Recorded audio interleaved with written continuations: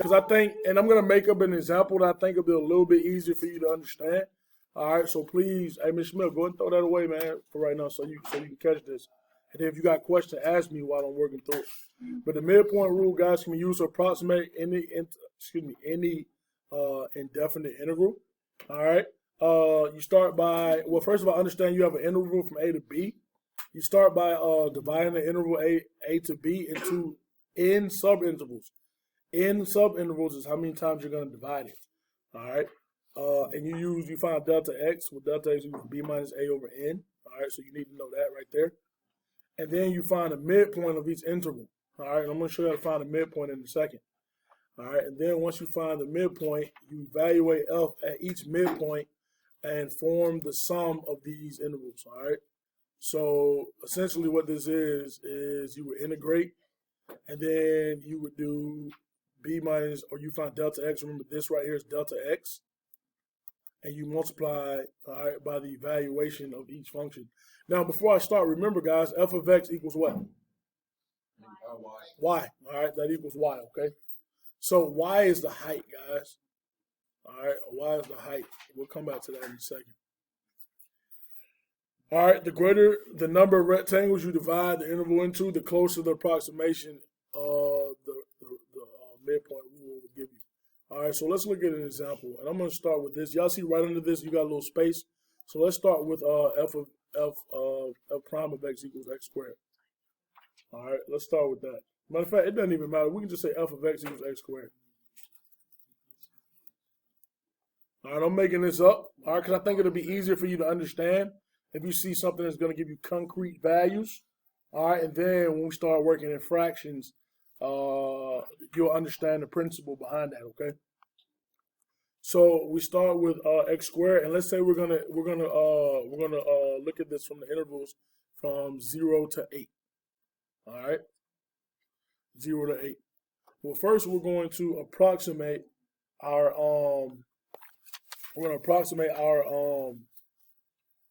our midpoint. All right, so when we do this, all right, we're going to start with finding delta x. Oh, my fault. And we're going to, n is going to be 4 here. All right, n is going to be 4.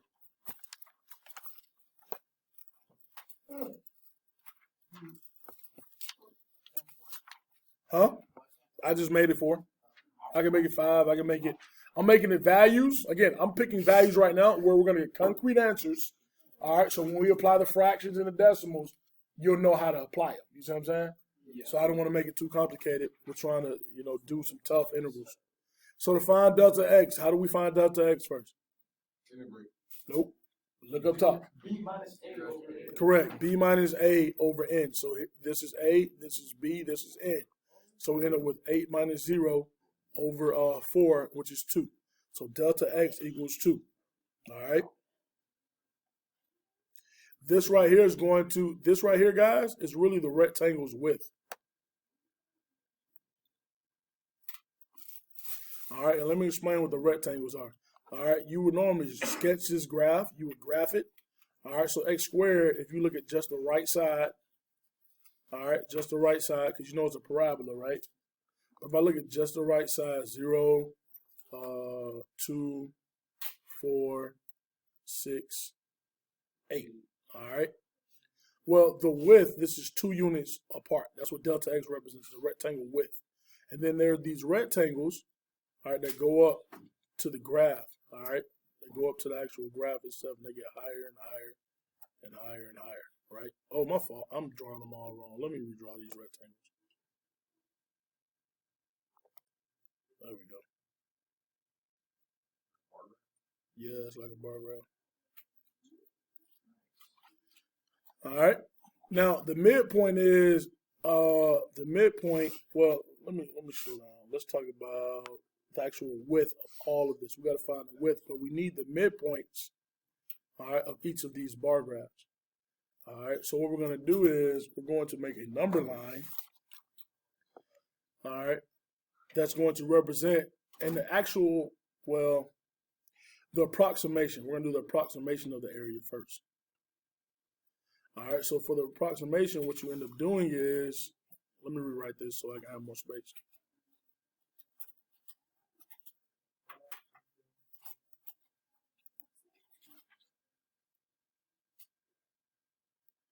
We're going to take delta x and we're going to multiply it by f of the midpoint value. So we got 1 right here, 3, 5, and 7. So f of 1 plus f of 3 plus f of 5 plus f of 7.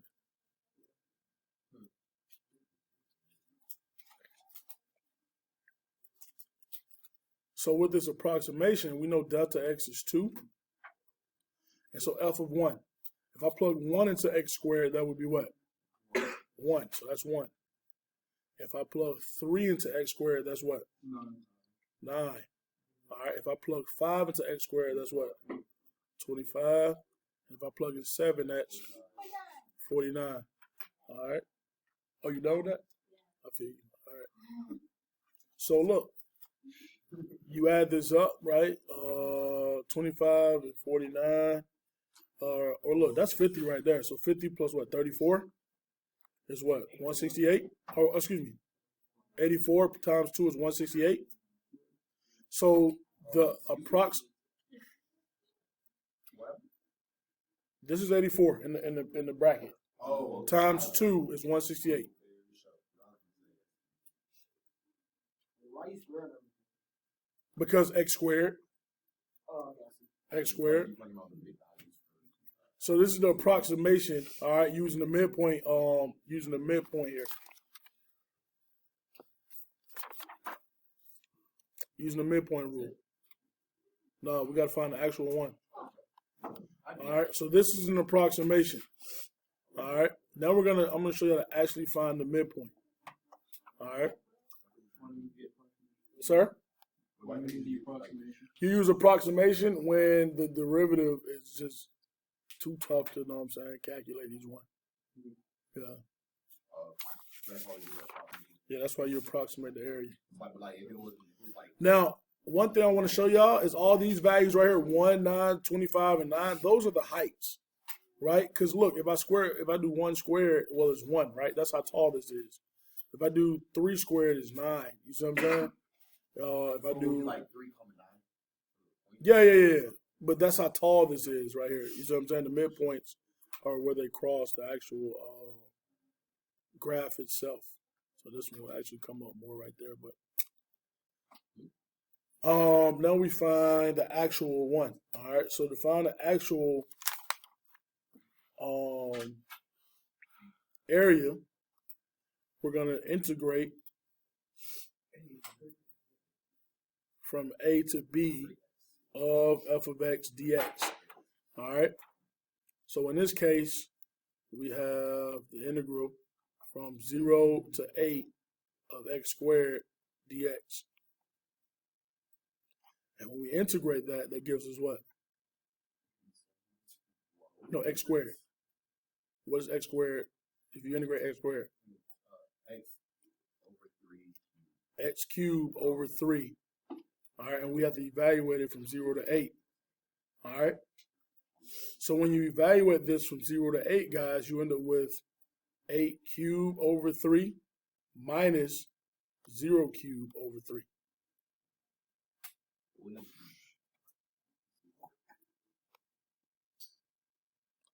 You end up with, look, again, we took the integral, x squared. Remember, you add 1, all right, and divide by that sum. So 2 plus 1 is 3. So x cubed over 3. And then we got to evaluate from 0 to 8. All right. So we do 8 cubed, the larger one, minus the smaller one. We just plug it in for x, right? So 8 cubed over 3, somebody, what is that? Oh, when you plug in 8 and 0? This right here is what?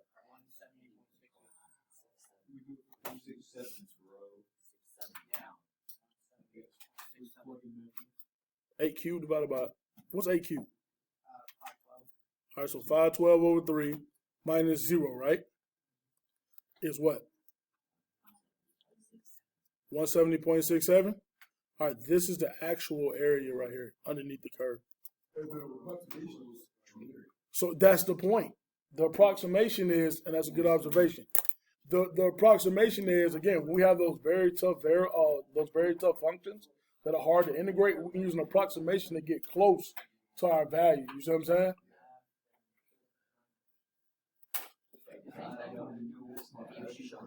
Again, this is our actual area right here. This is the actual area. All right. So let's look at some examples now. For this example right here, the definite integral has a limit of a sum. All right, use the 5 rectangles below. Hey, y'all stay with me now. Use the 5 rectangles below to approximate the area of a region bounded by the graph of f of x equals negative x squared plus 5, the x-axis, and the lines x equals 0 and x equals 2. So in a nutshell, our bounds are from 0 to 2, guys. Yeah. All right. All right, cool. So we need to, first off, we need to figure out what our delta x is going to be. And that's what we're going to do. We're going to figure out what n is going to be. All right, so we got to come up with a width. All right, so think about it, right? Oh, this one's already done for us, so we're straight. All right. How wide is each one? Well, that's 1/5. We're looking at the dark lines, each rectangle. How wide is that? That's 2/5, right? Well, just look. See how this is in 1/5. So if that's 1/5, that's 3/5. That's 2/5 wide. So this rectangle is 2/5 wide. So that means this is 4/5, 6/5, 8/5, right? And then 2 is 10/5, right? Isn't that 10/5? That's 2. So anyway, we know that n equals 2/5, right? Yes. And that's by observation from the graph. Can we integrate it?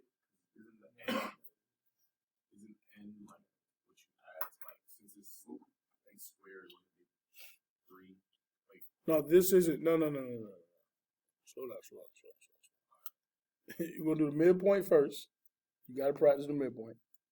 Because some of them are so big where you're going to want to make sure you know how to do that. And then we're going to do the actual one, all right? So we have our function, all right? Let's first use the midpoint rule. The midpoint rule tells us, again, it's delta x times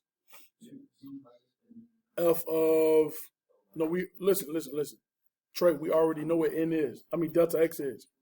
Delta x is, what's delta x again? 2/5. Remember, delta x, if you look at what we just did,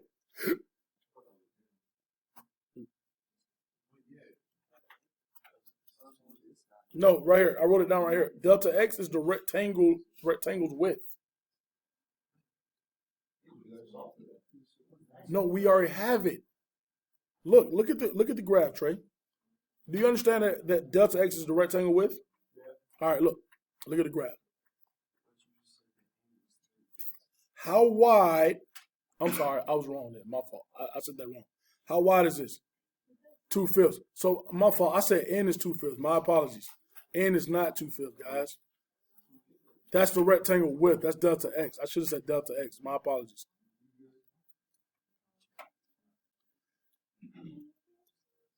So we're going to do delta x times all the midpoints. So what are the midpoints? 1/5 is a midpoint. 3/5 is a midpoint. Understand the rectangle itself is the width, right? Excuse me. So there's a midpoint, there's a midpoint, there's a midpoint, there's a midpoint. All right? Yes, because we're going to find the height of each rectangle. All right. So we do f of 1/5 plus f of 3/5 plus f of 5/5. Well, that's 1, right? Plus f of 7/5 plus f of 9/5. So we have 2/5 times. F of 1/5. Do we have to write all that out? Yes. I mean, it's your notes. You No, got to I'm use saying, them. like, when it comes to No, because they're heights. So if you can find the sum of, if you can find delta x times the height, then I'll take that. You see what I'm saying?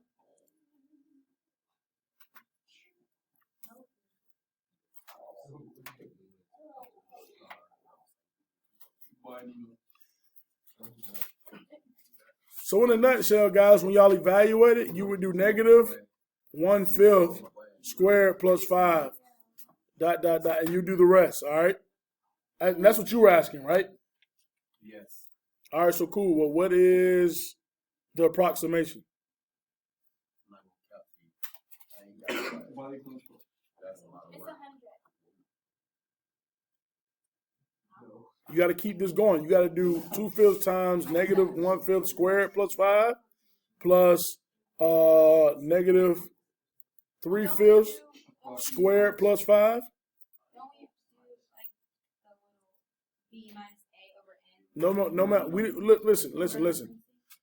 We would do that to find delta x, right? All right. I know what delta x is. Remember, delta x equals b minus a over n. I know what delta x is already. I don't need to find it. You see what I'm saying? So all you do is plug it in. So I'm not looking for n. N is irrelevant now. I'm looking for the approximation of the area.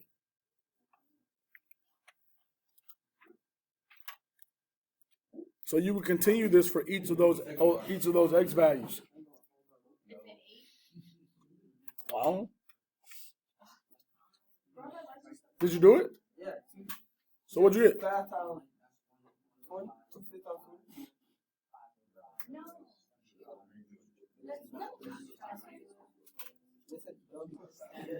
So look, guys, yo, y'all gotta start talking though, man, because we all over the place. I got you, man, but I'm gonna still write it out. Look, you got negative 1/5.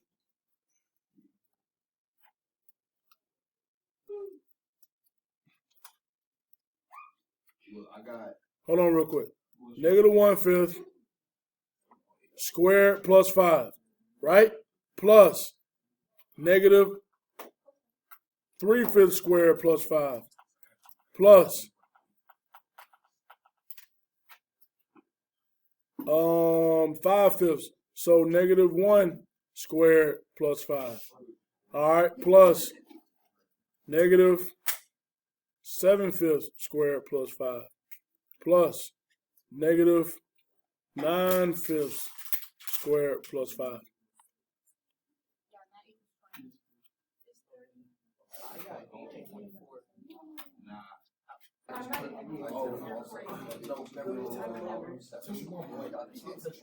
All right, ayo, guys. So the approximation, we got 7.36.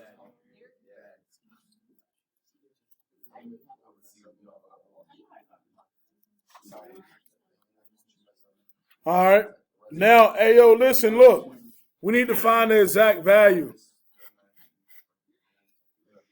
How do we find the exact value? We need to integrate from which values? From 0 to what? 2. 0 to 2 of negative x squared plus 5 dx. So that gives us what if we integrate? Negative x cubed divided by 3 Plus 5x plus C. plus 5x plus c. Well, we don't use c right here because... Wait, is it still negative x squared? Huh? No. Those are indefinite. These are definite. No, I know, but Indefinite means plus c. We don't know what that constant is. You see what I'm saying? so you always use negative x cubed over 3? That's what you always use? No, that's just what it comes out. That's what it, look, integrate this. Look, add 1. 2 plus 1 is 3. So that becomes 3. You see what I'm saying? From 0 to 2. So how do we evaluate this? Negative 2x cubed over 3 minus 5 or plus 5. Plus 5 times 2. Yes, you gotta plug in 2 into this whole thing. And then it's Minus. minus Well, time out. Minus a negative 0 squared over 3 plus 5 times 0. That's the rule. When you do integrals, you subtract. That's the rule, subtract. But this negative right here is attached with the formula. That's still 0, right? That's 0. So what's 2 cubed? 8. Oh, 16, my bad.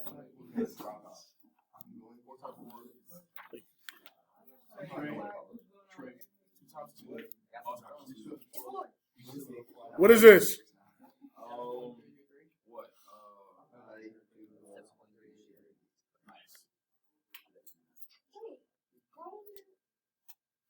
22 over 3. All right, that's my best version of a parabola. I try to use one. All right, but from 0 to 2, right? So look, you need to sketch your rectangles. Wait, wouldn't that just be 2 with? How's it more than 1?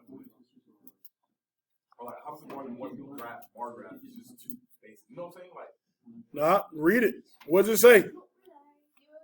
oh, 4 rectangles. It says use 4 rectangles. So guys, look, listen. They told us this time what n is. All right, what's n? 2. N is 4. N is the number of rectangles we have. All right. Now we got to find delta x. Remember, delta x is the width of each rectangle, right? So if we did 2 minus 0 over 4, right? It is how much? 1/2. So delta x, the width is 1/2. All right. So this is 1, 2, 3. I'm sorry. Good. Nice. Thank you. 1/2, 2 halves, or 1. 1/2, 2 halves, 3 halves. All right. So look, listen. We got to find the midpoints. Well, what's this midpoint? That's a half. Then this midpoint is what? A fourth. Yeah, go with it. 1/4. That's 2/4, which is a half, right? 3/4. 4/4 is 1. 5/4. And then 6/4 is 3 halves, and then 7/4. All right, up there, 7/4. 1/4, 3/4, 5/4. Yes, sir, 7/4.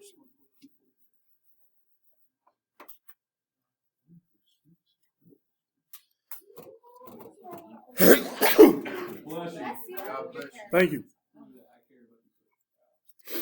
Now, let's use the midpoint rule to find our approximation.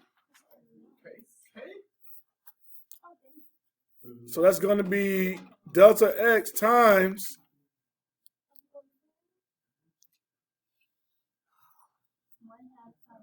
f of 1/2 plus f of 2, not f of 1/2, f of 1/4.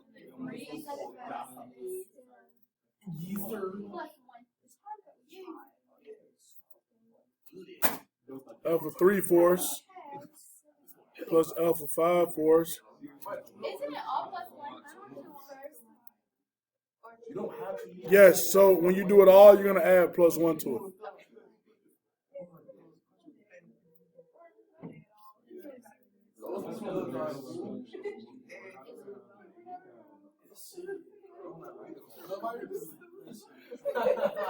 So what y'all get for the approximation? 4.625.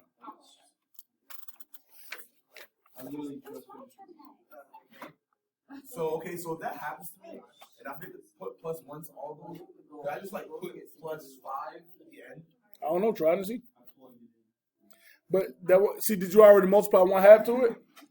See, yeah, if you did all that, because yes, that squared plus that, yes, if you added 5 to it, yes, that would work out. If you already multiplied by 1/2. It won't work. That won't work. So could you use the Bible? Never mind. So we have one. You can add If you just go back to you just go back in your history. All right, so ayo, now let's find the exact value. Okay, so you put integration. Oh yeah, integrate that. X cubed over 3 plus 1x. Equals what? With the integration, x cubed over 3 plus From 0 to 2, right? So that equals 2 cubed over 3 plus 2 minus Minus 0. oh, it's the